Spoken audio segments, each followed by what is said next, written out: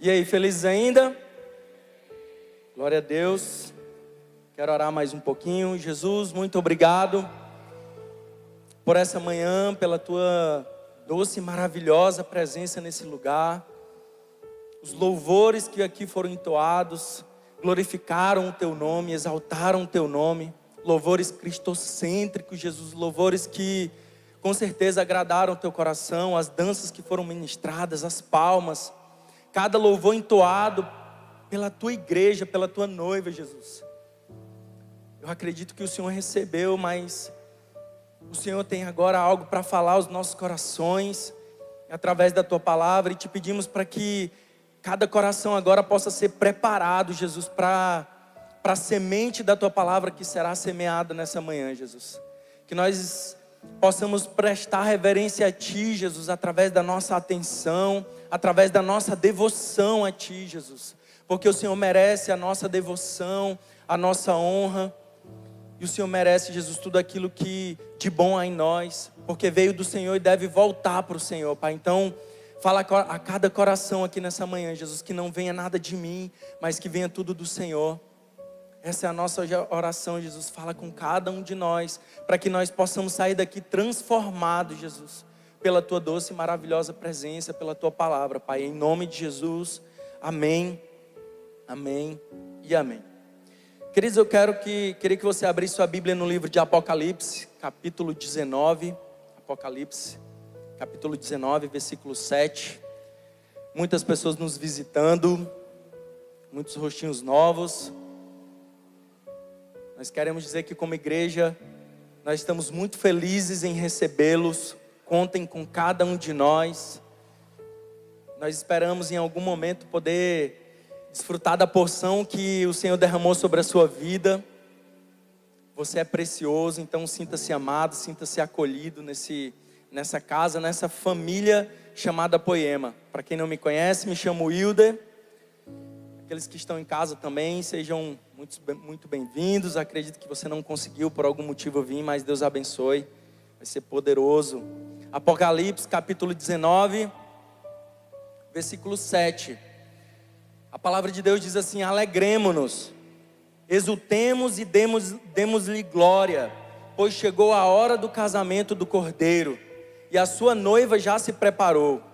Ela recebeu vestes de linho fino, resplandecente e puro, pois o linho fino que ela veste representa os atos justos dos santos.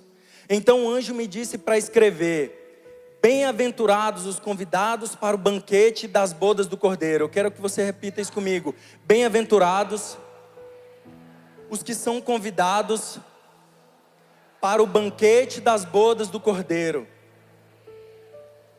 E ele me disse: estas são as verdadeiras palavras de Deus. Amém? Só até aqui. Agora eu quero que você pule 2 capítulos para frente. Apocalipse capítulo 21, versículo 9. A palavra de Deus diz assim: um dos 7 anjos que tinham as 7 taças cheias das últimas 7 pragas, aproximou-se e me disse: venha, eu lhe mostrarei a noiva, a esposa do Cordeiro. Amém? Somente até aqui por enquanto. A gente vai ler outros textos, mas por enquanto somente até aqui. Queridos, nós acabamos de ler 2 textos relatados por João quando ele estava na ilha de Patmos. Nesse momento ele estava recebendo a revelação dos acontecimentos dos últimos dias. Deus estava revelando a ele tudo aquilo que iria acontecer nos últimos dias. E de forma específica nós lemos 2 textos que falam acerca do último acontecimento, um dos últimos acontecimentos que a Bíblia relata, que é o casamento do Cordeiro, as bodas do Cordeiro, que é o casamento do noivo e da noiva, o casamento de Jesus, que é o noivo, com a sua noiva, que é a sua igreja. E para que a gente possa entender o porquê, esse é um dos últimos eventos que acontecem na Bíblia, na palavra de Deus, a gente precisa entender todo um contexto, toda uma narrativa bíblica. Um dia, através do pecado original de Adão e Eva, a palavra de Deus diz que a comunhão e a aliança eterna que havia entre Deus e o homem foi quebrada através do pecado de Adão e Eva. Eles estavam ali no jardim e eles pecaram contra o Senhor. Eles desobedeceram a Deus. Eles tiveram um desejo no coração de se emancipar do Senhor. Então eles pecaram, e a partir daquele momento, a comunhão e a aliança eterna que havia entre Deus e o homem foi quebrada. Desse momento, então, a gente vai ver em toda a narrativa bíblica Deus tentando, de alguma forma, resgatar, restaurar essa aliança que foi quebrada, essa comunhão que havia quebrado. Todos os dias Adão e Eva tinham comunhão com o Senhor ali no jardim. Eles tinham comunhão ali na viração do dia, eles tinham comunhão face a face, mas essa comunhão havia quebrado. Então Deus usa pessoas específicas na história para tentar restaurar essa comunhão e essa aliança que um dia foi quebrada. Através da vida de Noé, Deus percebeu que a humanidade estava vivendo uma vida distante dele, uma vida de muita violência, onde eles estavam se distraindo. E Deus fala para Noé: olha, constrói uma arca e fala para todos aqueles que quiserem viver aquilo que de novo eu vou fazer, entrarem nessa arca. E a palavra de Deus diz que quando Noé terminou de construir aquela arca, o Senhor fechou a porta por fora. Aqueles que quiseram entrar, entraram, e o Senhor fechou a porta por fora. E a partir daquele momento, toda a esperança de salvação para aqueles que não entraram foi perdida, havia acabado. A partir daquele momento, toda a graça, mesmo sendo no Antigo Testamento, toda expectativa de salvação cessou. Mas a humanidade, o ser humano nós temos a tendência de nos desviarmos do caminho do Senhor e novamente começamos a fazer aquilo que era mal aos olhos do Senhor. E um dia Deus chega para Abraão com a intenção de fazer com ele uma aliança eterna, fazer com Abraão uma aliança solene, para que o seu povo pudesse ser um povo escolhido, um povo exclusivo. Através da vida de Abraão, Deus faz uma aliança com o seu povo. E aquela aliança seria firmada, seria, vamos dizer assim, explícita através de alguns sinais que Deus daria a Abraão. Mas, novamente, o povo do Senhor começou a se desviar dos seus caminhos, começou a fazer aquilo que era mal aos olhos de Deus, até que Deus escolhe a vida de Moisés para resgatar o seu povo que havia sido levado cativo para a Babilônia. E a intenção do coração de Deus é de que, a partir daquele momento, o seu povo pudesse olhar para ele como forma de gratidão, porque ele prometeu, ele tirou o seu povo da escravidão do Egito e prometeu a eles uma terra próspera, uma terra onde a palavra de Deus diz que mana leite e mel. E aí novamente o seu povo começou a se desviar dos seus caminhos, começou a adorar outros deuses, a viver uma vida de infidelidade, até que Deus chega na pessoa de Davi, e a partir daquele momento Deus também faz uma aliança eterna com Davi, garantindo a ele que todos os reis de Israel viriam da descendência de Davi. Até que a gente chega na pessoa de Jesus, descendente de Davi, como a palavra de Deus diz, aquele conhecido como o noivo tão esperado. Ele vem através da linhagem de Davi. Então a gente percebe que durante toda a narrativa bíblica, Deus tenta restaurar a comunhão e a aliança que um dia foi quebrada com o pecado original. Mas que por vezes eu e você, de forma insistentemente, a gente quebra essa aliança com Ele através do pecado. A gente quebra a nossa comunhão com Deus através do pecado, porque o pecado é isso, queridos. O pecado, ele nos separa de Deus. E algo interessante também é que desde o Antigo Testamento, a gente vê vários grandes homens de Deus, vários profetas como Isaías, Jeremias, Oséias, que usam a metáfora do casamento para falar de uma relação que estava sendo marcada por infidelidade, por injustiça. A gente vê de diversas maneiras, em vários momentos, a metáfora do casamento, desde o Antigo Testamento, sendo trazida para comunicar para o povo de Deus que ele estava vivendo uma vida de infidelidade, uma vida de adoração a outros deuses. Até que a gente chega no Novo Testamento e a restauração dessa aliança começa a se cumprir na pessoa de Jesus Cristo. Ele é o noivo que purifica a sua igreja, Ele é o noivo que nos purifica, para que a gente possa um dia estar aptos a viver essa aliança eterna, essa comunhão eterna.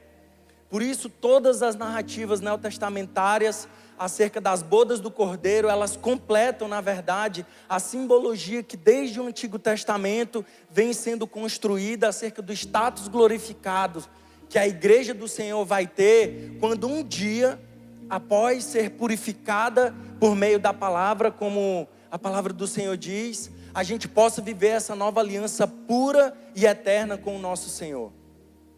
A gente vê tudo isso sendo construído durante toda a narrativa bíblica. Em Oséias capítulo 2, versículo 19, ele diz o seguinte, se quiser colocar Oséias capítulo 2, versículo 19. Depois de Daniel e antes de Joel, né? Oséias, Joel, Amós, Obadias, Jonas, Miqueias, Naum, Abacuque, né? Sofonias, Ageu, Zacarias, Malaquias. Tem que aprender a musiquinha, fica mais fácil.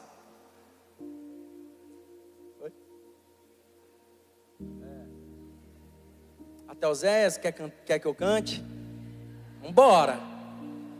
Gênesis, Êxodo, Levítico, Números, Deuteronômio, Josué, Juízes, Ruth, Samuel, Reis e Crônicas, Esdras, Neemias, Ester, Jó, Salmos, Provérbios, Eclesiastes, Cantares, Isaías, Jeremias e Lamentações, Ezequiel e Daniel, Oséias, Joel, Amós, Obadias, Jonas, Miqueias, Naum.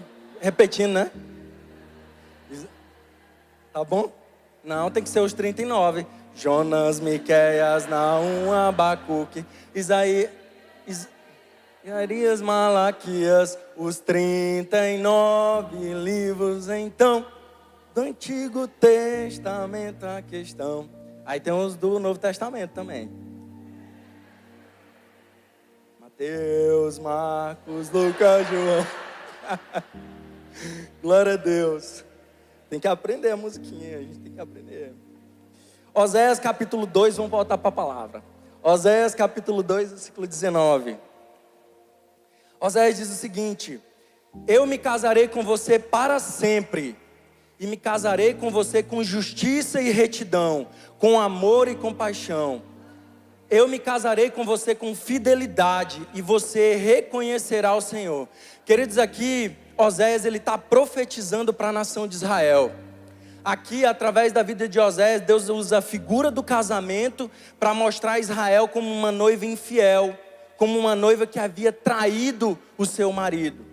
Uma noiva que se afastou de Deus por causa da idolatria, da injustiça, mas que apesar da infidelidade dessa noiva, Deus fará uma nova aliança com Israel, só que dessa vez marcada pela fidelidade e pelo amor eterno.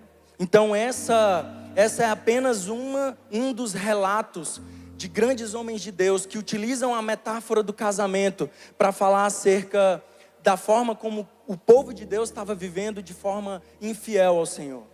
Por isso que a vinda de Cristo para buscar a sua noiva, que é a sua igreja, eu e você quando estamos reunidos, através da metáfora de um casamento, é a metáfora mais perfeita que o Senhor ele poderia escolher para expressar o tipo de relacionamento que um dia Ele quer ter comigo e com você. E a gente vai ver o porquê foi tão importante, tão precioso a escolha desse tipo de relacionamento para nós nos encontrarmos com o Senhor. Porque a gente pode se perguntar por que Jesus, por que a Bíblia, porque toda narrativa bíblica escolhe a metáfora do casamento. Porque existem outras formas de se relacionar com o Senhor. Existe a relação de pai e filho, e é uma relação muito linda, muito incrível. Eu tive a oportunidade, mesmo perdendo meu pai terreno, de desfrutar do cuidado de Deus como um pai provedor, um pai que cuida, um pai que é protetor, um pai que corrige, mas um pai que ama, que dá a sua vida pelo filho. Então é uma relação muito linda, mas é uma relação de muitos erros e acertos, Porque como filho, constantemente a gente está errando, constantemente a gente precisa ser corrigidos pelo Senhor, constantemente a gente está desobedecendo a Deus. Há também uma relação de senhor e servo, porque Ele é o nosso Senhor, nós reconhecemos sobre Ele a sua grandeza, reconhecemos que Ele é um Deus soberano, é o Senhor acima de todos os deuses. Então a gente reconhece isso nele, reconhece que nós escolhemos ser escravos do Senhor, porque sem Ele nós não somos nada, a gente reconhece isso, mas é uma relação também de muita formalidade. Eu lembro que por entrar no corpo de bombeiros muito jovem, a minha relação com Deus se baseou durante muitos anos nessa relação de senhor e servo. E era sempre uma relação de muita formalidade, porque o militarismo potencializou isso em mim. Então todas as vezes que eu ia pedir algo para Deus, eu chegava para Ele com muito cuidado, pisando em ovos. Senhor, se for da Tua vontade, tem como o Senhor fazer isso por mim? Tem como o Senhor me dar isso? Mas se não tiver, não tem problema, Deus. Então é uma relação bonita e nós reconhecemos essa relação como uma relação que faz parte do nosso relacionamento com Deus, mas existem formalidades, mas existe o relacionamento matrimonial, e ele é o relacionamento mais profundo que nós podemos ter com Deus. Sabe por quê? Porque é uma relação de muita intimidade, é uma relação que não exige traição, é uma relação que não pode haver traição, é uma relação onde o marido tem que amar a sua esposa e dar a sua vida por ela, assim como Cristo amou e deu a sua vida pela igreja. Então é uma relação que exige muito de ambas as partes, não pode haver traição. É uma relação de muita intimidade também. Então, quando a gente olha para a escolha desse tipo de relacionamento que o Senhor escolheu, para que um dia nós possamos nos encontrar e nos relacionar com Ele durante toda a eternidade, na verdade a gente vê um convite do Senhor para que a gente viva uma vida de fidelidade. E não tem como, queridos, a gente viver uma vida de fidelidade com o Senhor se a gente não viver uma vida de santidade, de buscar uma vida de santidade. Esse é um tema que nunca pode sair dos púlpitos, que nunca pode deixar de ser pregado, porque o Senhor espera de nós uma vida de santidade. Em vários momentos da história a gente vai ver os grandes homens de Deus. Certa vez Josué disse: santifiquem-se, porque amanhã o Senhor fará maravilhas no meio de vocês. Então a gente percebe que após o processo de santificação, que é um processo que vai perdurar durante toda a nossa caminhada cristã, a gente percebe o Senhor fazendo as suas maravilhas nas nossas vidas. Santifiquem-se, porque amanhã o Senhor fará maravilhas no meio de vós. Então todas as vezes que nós somos infiéis a Deus através dos nossos pecados, todas as vezes que nós cometemos pecado, na verdade a gente está prostituindo a noiva. Todas as vezes que alguém vê eu e você pecando, alguém aponta o dedo para nós e diz assim: ó, aquele ali se diz parte da noiva do Senhor. Aquele ali se diz cristão, aquele ali se diz salvo por Deus, aquele ali se diz transformado por Deus. Então todas as vezes que a gente peca, na verdade a gente está prostituindo, a gente está manchando a noiva de Cristo. Porque a gente peca no individual, mas o prejuízo, além de ser individual, é coletivo também. Quando Paulo escreveu a segunda carta aos Coríntios, ele diz o seguinte: eu tenho ciúme de vocês com o ciúme de Deus. Era como se Paulo estivesse dizendo: eu tenho um ciúme sadio de vocês, um bom ciúme de vocês, pois eu os prometi a um só marido, para apresentá-los a Cristo como uma virgem pura. Aqui Paulo estava dizendo: olha, eu tenho ciúme de vocês, porque eu não quero que vocês sejam uma igreja que vive se prostituindo, que vive adorando outros deuses, que vive na imoralidade sexual, uma igreja que vive fazendo as coisas, se corrompendo com as coisas aqui desse mundo. Então eu quero apresentar para vocês a um só marido, a um só Deus, e eu quero apresentar vocês de forma pura para o Senhor. Então a gente vê constantemente a introdução desse tipo de relacionamento, não só no Antigo Testamento, quanto no Novo, falando sobre como nós precisamos nos relacionar com o Senhor. um relacionamento de fidelidade, de amor, de entrega, onde nós precisamos dar a nossa vida também.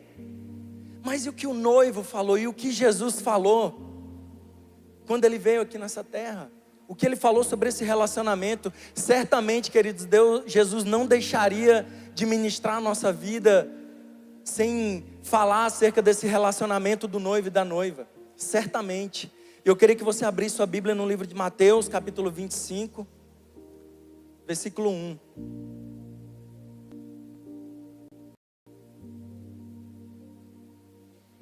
Meu Deus, o tempo está correndo. Mateus capítulo 25, versículo 1. NVI? Então acho que a minha não está na NVI. Mas eu vou ler assim mesmo. O reino dos céus, pois, será semelhante a 10 virgens que pegaram suas candeias e saíram para encontrar-se com o noivo. 5 delas eram insensatas e 5 eram prudentes. As insensatas pegaram suas candeias, mas não levaram óleo consigo. As prudentes, porém, levaram óleo em vasilhas juntamente com suas candeias. O noivo demorou a chegar e todas ficaram com sono e adormeceram. À meia-noite ouviu-se um grito: o noivo se aproxima, saiam para encontrá-lo. Então todas as virgens acordaram e prepararam suas candeias. As insensatas disseram às prudentes: dê-nos um pouco de seu óleo, pois as nossas candeias estão se apagando. Elas responderam: não, pois pode ser que não haja o suficiente para nós e para vocês. Vão comprar óleo para vocês. E saindo elas para comprar o óleo, chegou o noivo. As virgens que estavam preparadas entraram com ele para o banquete nupcial. E a porta foi fechada. Mais tarde vieram também as outras e disseram: Senhor, Senhor, abra a porta para nós. Mas ele respondeu: a verdade é que não as conheço. Portanto, vigiem, porque vocês não sabem o dia e nem a hora. Amém? Queridos, eu não sei vocês, mas essa história eu vejo Jesus nos convidando para fazer parte da sua alegria, para desfrutar da sua alegria em um momento de festa e celebração, onde faz parte da alegria e do esplendor da festa o momento em que as virgens pegam as suas candeias, pegam as suas lâmpadas e começam a iluminar aquele lugar, e começam a iluminar o cortejo até o local do casamento. Eu não quero que vocês esqueçam que nessa história existem pelo menos três personagens. O primeiro é o noivo, Jesus. O segundo é a noiva, nós, igreja, quando estamos reunidos. E o terceiro, os convidados. Apocalipse 19:9, que a gente leu, diz: bem-aventurados são aqueles que são convidados para o banquete, as bodas do Cordeiro. Em algumas traduções vai dizer: felizes são aqueles que são convidados para participarem das bodas do Cordeiro. Então o noivo, a noiva e os participantes, os convidados.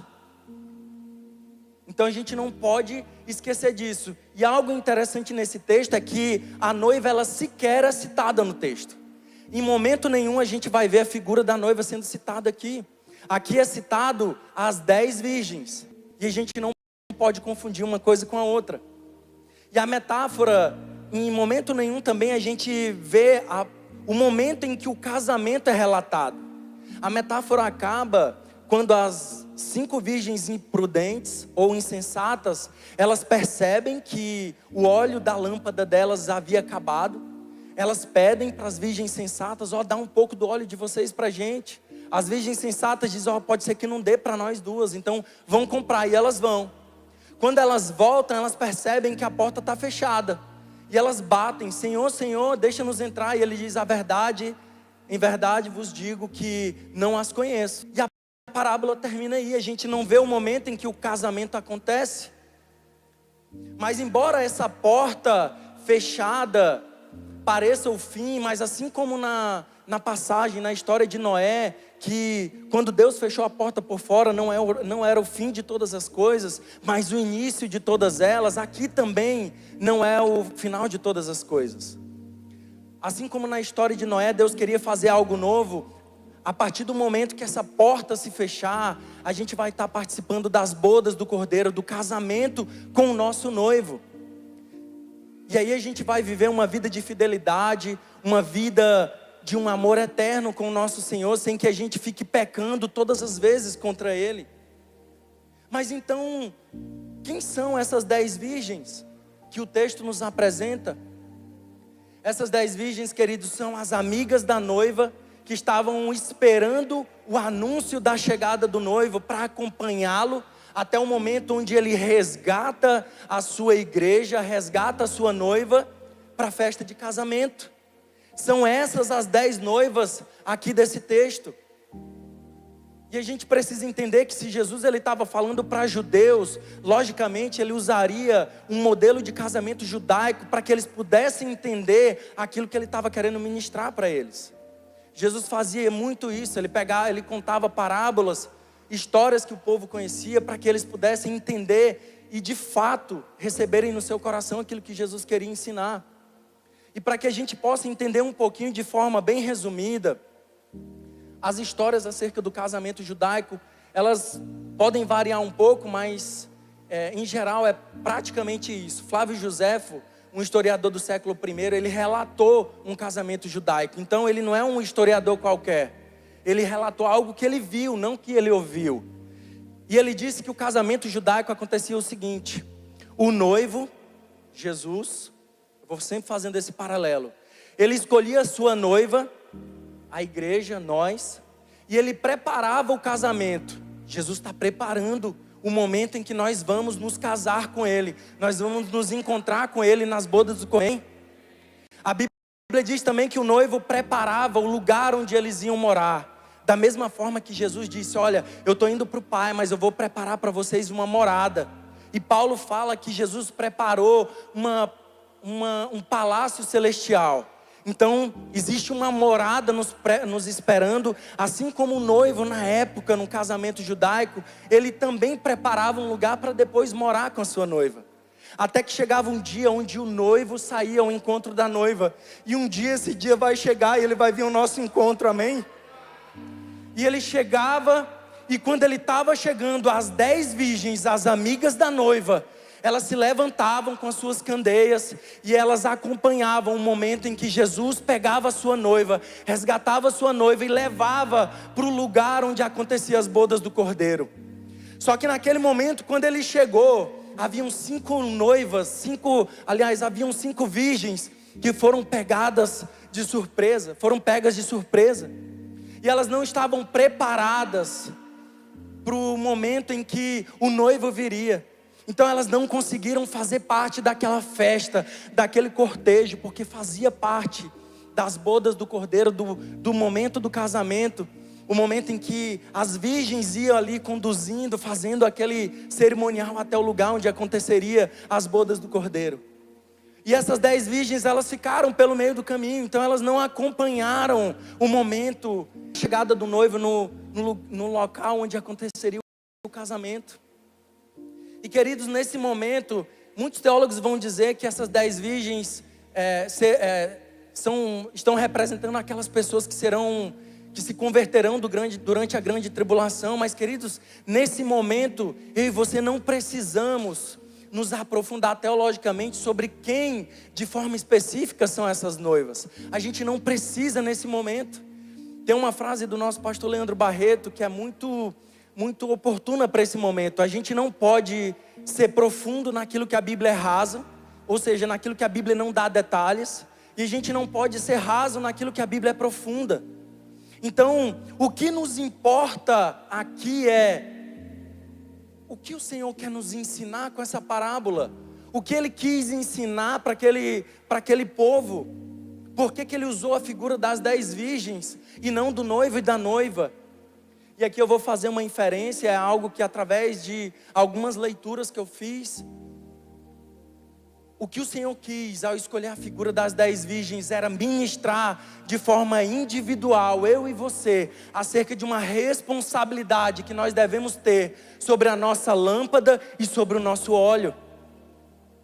Há uma responsabilidade, queridos, que que o Senhor quer nos ensinar acerca da nossa lâmpada e do nosso óleo. E vocês vão ver, quando a gente trazer o significado bíblico das lâmpadas e do óleo, e vai ser ainda mais profundo que o Senhor quer nos ministrar ao nosso coração nessa manhã.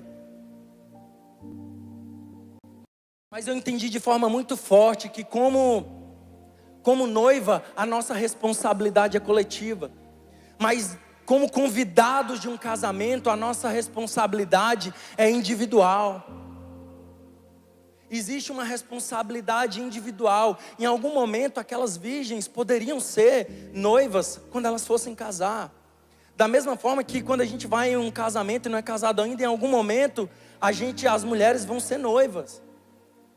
Mas o que a gente precisa entender é que sozinhos nós somos convidados. Quando nós estamos juntos, nós nos tornamos noivas, mas em ambas as situações, nós estamos na mesma posição, que é uma posição de espera. Uma posição onde nós devemos nos preparar para um encontro com o nosso Deus. E como convidados ou como noiva, nós devemos estar preparados para esse dia, queridos. A gente não pode deixar de falar sobre isso nos púlpitos. A gente não pode fazer com que isso não queime mais no nosso coração. Eu nunca esqueço de uma frase que minha tia disse. Eu tinha um primo lá em Manaus, ele tinha 22 anos de idade. Era um grande homem de Deus. Ele morreu aos 22 anos de idade com ataque cardíaco. Não tinha nenhum problema de saúde. E a minha tia disse: meu filho, Jesus voltou para o meu filho naquele dia. Naquele dia ali, Jesus voltou para ele. Queridos, a gente nunca pode esquecer da esperança que nós temos e o quanto nós somos vulneráveis aqui nessa terra. Isso nunca pode queimar. A mensagem do noivo e da noiva nunca pode deixar de queimar no nosso coração. E isso traz um alerta, quando a gente olha de forma individual, isso traz um alerta contra a falsa segurança de nós estarmos no meio da igreja sem um compromisso pessoal e individual com Deus. Isso traz um alerta acerca daquele pensamento errado que nós temos de que por nós estarmos congregando, por nós estarmos no meio da igreja, eu vou ser abençoado. O Senhor vai prosperar a minha vida, o Senhor vai abençoar meu casamento, Ele vai cuidar dos meus filhos, Ele vai fazer tudo simplesmente pelo fato de estar vindo aqui na igreja, domingo após domingo. Isso é um alerta para cada um de nós, para que a gente, ao mesmo tempo, entenda que a gente precisa viver uma vida de santificação. A gente precisa buscar viver uma vida de santificação, e é um processo. Não é do dia para a noite que a gente vai dizer: eu sou santo, não. Como Paulo fala aos Coríntios, o Senhor Ele veio para nos purificar, e nos purificar por meio da palavra. Então dia após dia a gente está sendo purificados por meio da palavra. E se a gente precisa viver uma vida de santificação, santificação fala muito sobre separação. Quanto mais nós nos santificamos, mais nós estamos sendo separados para Deus, mais a gente está sendo separado para Ele. Quando Paulo escreve aos Efésios, ele diz: vocês maridos, amem as vossas esposas. Amem as vossas esposas como também Cristo amou a igreja e a si mesmo se entregou por ela, para santificá-la e purificá-la por meio da palavra. Então eu e você, se hoje nós somos essa noiva cheia de mácula, essa noiva cheia de pecado, nós precisamos entender que nós estamos sendo purificados por meio da palavra, para que um dia nós possamos ser apresentados diante dele como uma noiva pura, santa e irrepreensível. Então a gente está passando por esse processo de ser purificado, de ser purificados pelo Senhor. E como igreja, nós estamos sendo purificados por essa palavra, e muitas vezes ser purificados dói. Quando o ouro ele vai ser purificado, ele passa pelo fogo. Então muitas vezes não vai ser fácil. Mas a gente precisa entender, queridos, que todas as vezes que Deus nos separa, Ele está preparando a gente para viver algo extraordinário. Quando Deus nos separa, Ele está nos preparando para viver algo novo nele. Se engana quem acha que as coisas grandiosas que Deus vai fazer serão somente nas bodas do Cordeiro, somente no dia que nós nos encontrarmos com Ele. Queridos, ali a palavra de Deus diz que nenhum olho viu, nenhum ouvido ouviu e nem chegou ao coração do homem as coisas que Deus tem preparado para aqueles que nele esperam. Ali a gente nem imagina, só que aqui, a partir do momento que a gente vive uma vida de separação para o Senhor, a gente começa a desfrutar das maravilhas de Deus. Quando Josué diz: santifiquem-se, porque amanhã o Senhor fará maravilhas no meio de vocês. Maravilhas no contexto bíblico são coisas extraordinárias. Só que muitas vezes a gente tem deixado de crer na palavra de Deus. A gente não tem se purificado por meio da palavra. A gente quer ser purificado, mas a gente não lê a palavra. A gente quer ser purificado, mas a gente não busca o Senhor. A gente precisa buscar o Senhor para sermos purificados. Porque ou como convidados ou como noiva, nós fomos separados por Ele para um dia participar das bodas do Cordeiro, desse casamento. Só que às vezes a gente compara, a gente confunde separação com solidão. Não é porque nós somos separados que nós viveremos uma vida de solidão, embora muitas vezes nós seremos aqueles que não poderemos fazer coisas que os outros vão fazer. A gente não pode também achar que separação é sinal de proibição. Pelo contrário, separação é preparação do Senhor. Quando Ele nos separa, quando Ele nos escolheu como noiva, na verdade, Ele está nos preparando para viver um relacionamento puro e eterno com Ele. Mas a gente precisa sim entender que haverão lugares que as pessoas entrarão, mas eu e você não. Haverão coisas que as pessoas farão, mas eu e você não. Haverão coisas que as pessoas poderão falar, mas eu e você não. Haverão pessoas que os outros irão andar, mas eu e você não, queridos. Nós somos separados. A gente só não pode ver essa separação como proibição, como o Senhor nos proibindo de fazer determinadas coisas. Na segunda carta de Paulo a Timóteo, ele alerta o seu amado amigo Timóteo que ele irá passar por muitas tentações. E ele orienta Timóteo a se afastar das imoralidades sexuais e das tentações da juventude. Ele fala: Timóteo, cuidado. Se afasta das imoralidades sexuais, se afasta das tentações da juventude. De fato, os perversos e os impostores, eles enganarão e serão enganados. Mas você, porém, permaneça nas coisas que aprendeu e das coisas que você tem convicção, Timóteo. Permaneça nessas coisas, permaneça na palavra do Senhor. Nesse momento, Paulo não estava proibindo Timóteo a fazer determinada coisa, não. Paulo, na verdade, estava falando para ele, embora Paulo dissesse: Paulo, muitas vezes eles vão fazer, eles podem, mas você não. Mas Paulo ali naquele momento estava catapultando Timóteo para o seu propósito. Paulo estava dizendo: olha, aquilo que você ouviu falar na presença de muitas testemunhas, confia a homens fiéis, ensina a homens fiéis para que eles possam ensinar a outros homens. Mantenha-se na palavra, Timóteo. Os conselhos de Paulo a Timóteo não eram uma forma de proibição, mas era Paulo apontando Timóteo para aquilo que de tão precioso havia no propósito dele. Queridos, há um propósito sobre a minha e a sua vida. A gente precisa respirar propósito aqui nessa terra. A gente precisa respirar propósito aqui nessa terra. A gente precisa o tempo todo querer viver somente aquilo que o Senhor tem para nós. Da mesma forma que a palavra de Deus não é uma proibição acerca daquilo que a gente pode ou não fazer. A gente não pode ver a palavra do Senhor como proibição, mas como um cuidado de Deus para a nossa vida. Todas as vezes que a gente ouve a palavra dizendo que não é para a gente fazer isso, não é uma proibição, é um cuidado. Aquela árvore que havia ali no meio do jardim do Éden não era uma proibição, era um cuidado do Senhor dizendo: olha, vocês vão viver tudo que vocês podem e precisam viver aqui nesse jardim, mas não toquem nessa árvore, não comam do seu fruto.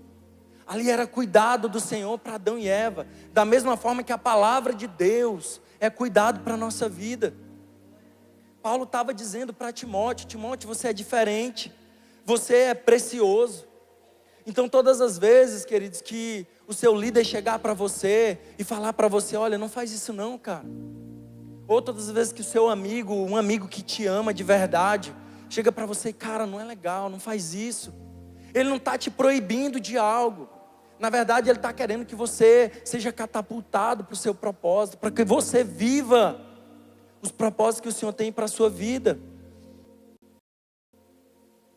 Já não cabe mais, queridos, a gente viver as coisas do velho homem. Já não cabe mais a gente ficar fazendo as coisas do velho homem, falando as mesmas coisas do velho homem, andando nos mesmos lugares do velho homem.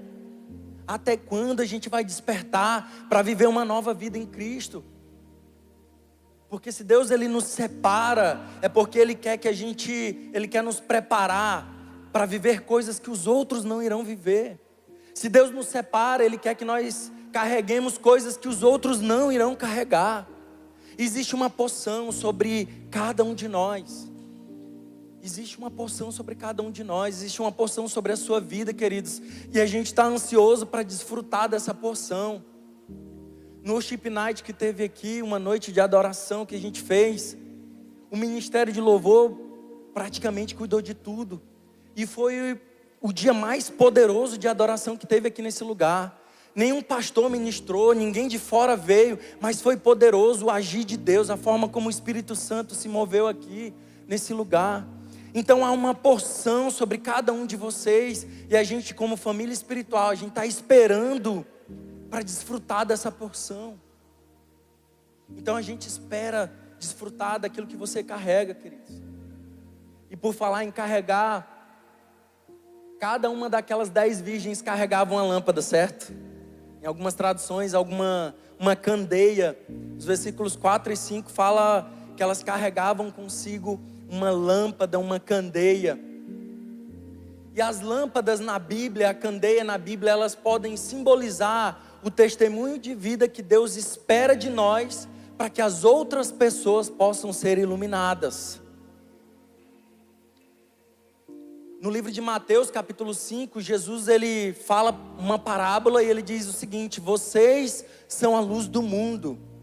Ninguém acende uma candeia ou ninguém acende uma lâmpada e coloca debaixo de uma vasilha. Pelo contrário, coloca num lugar apropriado e assim ilumina a todos os que estão na casa. Assim brilha a luz de vocês diante dos homens, para que eles vejam as suas boas obras e glorifiquem ao Pai de vocês que está nos céus. Então a gente começa a perceber que se a lâmpada daquelas 5 virgens insensatas apagou, é porque a vida delas não estava sendo luz, fazendo uma aplicação, não estava sendo luz para as pessoas que estavam ali naquele lugar. Se a nossa luz não resplandecer, ela vai apagar. Se a nossa luz não tiver óleo suficiente, ela vai apagar. Então naquele momento Jesus estava dizendo: a luz que há em vocês precisa resplandecer sobre os homens aqui nessa terra, e através das suas boas obras eles possam conhecer a mim e glorificar o meu nome. Então a criação espera, aguarda com grande expectativa a manifestação dos filhos de Deus. Eu e você, queridos, precisamos manifestar a glória de Deus aqui nessa terra. Quando eu concluí um curso de salvamento em alturas no Corpo de Bombeiros, a gente ganha uma tag, e nessa tag tem uma pequena frase. Essa frase é: ser, não parecer. Essa frase fala: olha, não pareça que você é, seja de verdade, seja verdadeiro. Não adianta ser se você não é. Não adianta, aliás, parecer se você não é de verdade. E tem uma outra frase que diz: não basta apenas ser, tem que parecer ser. Eu e você, não basta nós apenas sermos luzes, queridos. Existem porções sobre a vida de vocês. A lâmpada de vocês precisa começar a resplandecer no trabalho, nas escolas. Aqui nessa igreja, a gente está esperando ser iluminado por aquilo que vocês carregam. Não basta apenas uma candeia estar acesa se ela é colocada debaixo da mesa. Então começa a orar para o Senhor e dizer: Senhor, 2026 eu quero sair aqui da onde eu estou sentado e eu quero começar a resplandecer, porque existem pessoas precisando ser iluminadas por aquilo que eu carrego, pela lâmpada que há em mim. Você também precisa iluminar, queridos. Você também precisa ser luz. Eu e você precisamos ser um sinal aqui nessa geração. Salmo 119, verso 105 diz o seguinte: lâmpada para os meus pés é a tua palavra e luz para o meu caminho. Quando a gente vai ter instrução acerca de sobrevivência na selva, na parte da noite, os instrutores eles são muito claros. Você vai andar, a luz é para os pés, para que você não pise num buraco, para você não pisar em um animal peçonhento. Você vai parar, luz para o caminho. A palavra de Deus é assim, queridos: lâmpada para os meus pés e luz para o meu caminho é a tua palavra. A gente precisa, como lâmpadas que somos, viver uma vida baseada na palavra de Deus. Uma vida onde todos os passos que nós vamos dar são passos iluminados pela palavra de Deus. Lâmpada para os meus pés é a tua palavra e luz para o meu caminho. É sobre tudo isso que a parábola das 10 virgens fala, queridos. Que a gente viva uma vida onde nossa lâmpada esteja acesa, para que a gente possa iluminar através da palavra de Deus a vida de outras pessoas até o encontro com Cristo. As pessoas estão esperando para serem iluminadas através da sua palavra. As pessoas estão esperando, queridos. O Senhor conta com cada um de nós. As virgens insensatas, elas tinham lâmpadas? Sim, igual as prudentes. Elas também tinham lâmpadas. E isso mostra que é muito possível nós vivermos uma vida de aparência e se passar por prudentes. É possível viver uma vida de aparência, uma vida performática. Se a gente olhasse para aquelas 10 virgens, todas elas eram iguais. Talvez a gente não conseguiria ver nenhuma diferença entre elas. E talvez muitos escolhem viver essa vida de aparência, uma vida performática, para passar uma boa impressão para as outras pessoas. Esse momento aqui, tanto para quem ministra a palavra, para quem ministra louvor, para quem ministra na célula, para quem é pai, para quem é mãe, para quem é filho, para quem é neto, para quem é avô, em todos os momentos, não pode ser um momento performático, não pode ser uma vida de aparência, queridos. A gente não pode viver aquilo que a gente não é, demonstrar para as pessoas aquilo que a gente não é. O Senhor espera isso de nós. A gente não pode, de maneira nenhuma, viver uma vida onde o nosso coração é diferente daquilo que a gente aparenta. Essa era uma das maiores tretas de Jesus com os fariseus, porque a Bíblia diz que eles oravam nas esquinas, nas sinagogas, eles oravam em pé, eles davam o dízimo do endro, do cominho, eles davam o dízimo de todas as coisas, mas eles faziam tudo isso para se aparecer para os homens. Eles faziam tudo isso porque eles viviam uma vida performática. Mas Deus, Jesus conhecia o coração deles. Jesus sabia que no coração deles havia uma vontade de mostrar para as outras pessoas aquilo que eles estavam fazendo. Queridos, deixa eu te falar uma coisa.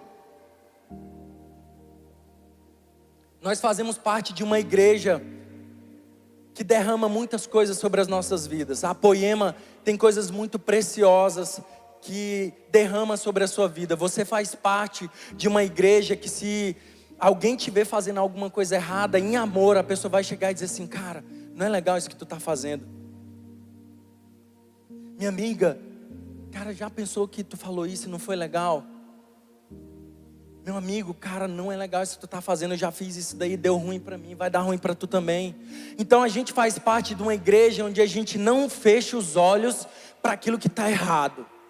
Cada um tem a oportunidade de falar na vida do outro. Como literalmente a palavra de Deus diz, é ferro afiando ferro. Meu amigo, cara, não está legal isso, me explica, será que é eu que estou entendendo errado? Me ajuda. Só que a gente precisa dar a contrapartida para essa família espiritual que a gente participa, que é o quê? Compartilhar o nosso coração. A gente precisa compartilhar o nosso coração, procurar o amigo, a amiga, o líder e dizer assim: cara, quero rasgar meu coração contigo. Quer dizer que eu estou vivendo uma vida de aparência, uma vida performática.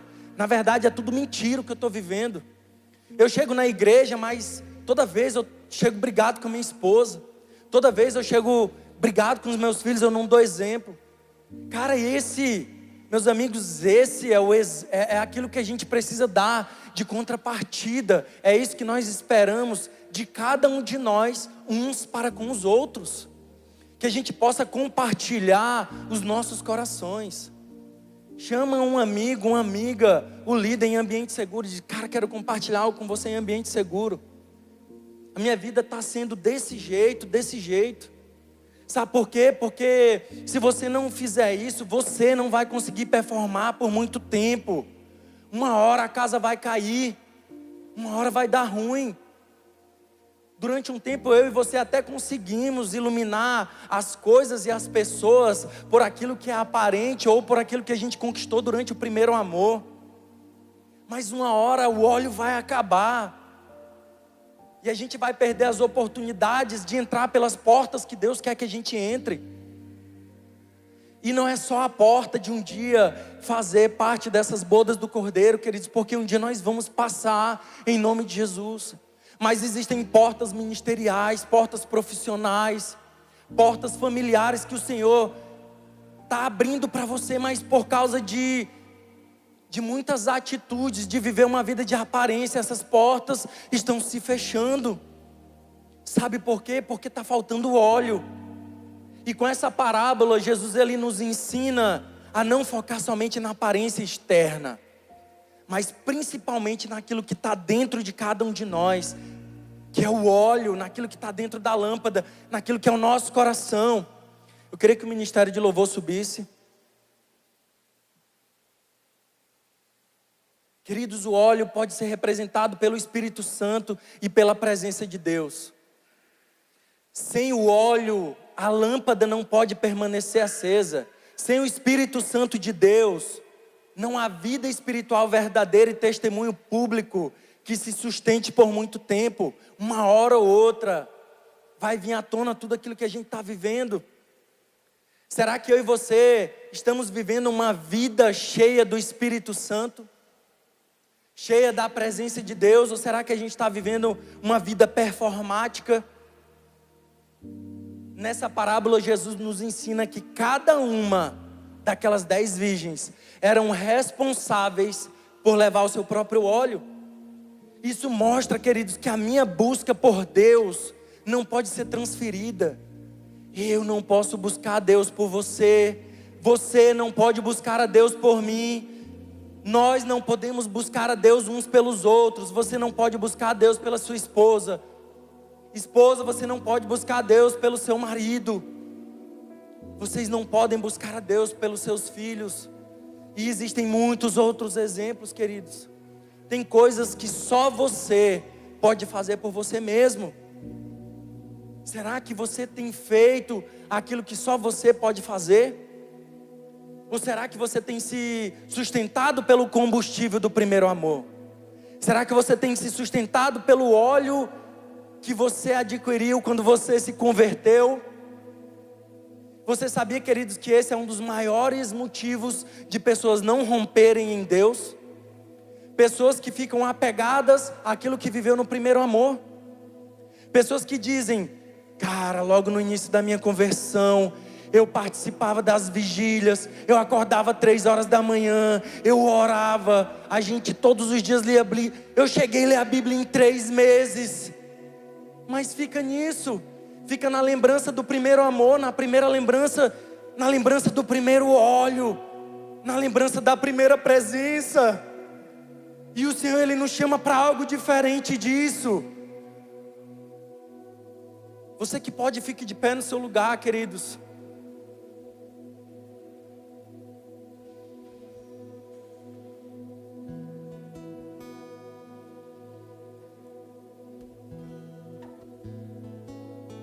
o óleo extra que aquelas virgens prudentes levaram, nos ensina que o nosso relacionamento com Deus deve ser constante. Porque o nosso relacionamento constante com Deus é aquilo que vai nos sustentar e nos habilitar para participar dos banquetes que o Senhor tem para cada um de nós aqui nessa terra. E um dia participar das bodas do Cordeiro. Até que o momento da parábola chega em que o Senhor, Ele fecha a porta, queridos. Uma porta é fechada nessa parábola. E para mim é a parte mais forte de toda ela. O noivo respondeu para aquelas 5 virgens insensatas: em verdade vos digo, não as conheço. Eu não as conheço. Eu imagino aquelas virgens, aquelas convidadas ouvindo isso. Imagina você, querido, chegando diante do Senhor e Ele dizendo: eu não vos conheço. No Sermão da Montanha, o Senhor diz que naquele dia muitos chegarão para Ele dizendo que fizeram muitas coisas em seu nome, mas a sua resposta será: afaste-se de mim, porque eu nunca te conheci. Eu nunca te conheci. E talvez a questão mais importante aqui, queridos, não é apenas você conhecer Jesus, mas será que você é conhecido por Ele? Porque talvez a gente até conhece Jesus, a gente até já tem muitos anos de caminhada cristã e a gente até conhece Jesus. Mas será que a gente é conhecido por Ele ali no nosso quartinho? Será que a gente está sendo conhecidos pelo Senhor? Aquelas virgens falharam nas suas responsabilidades.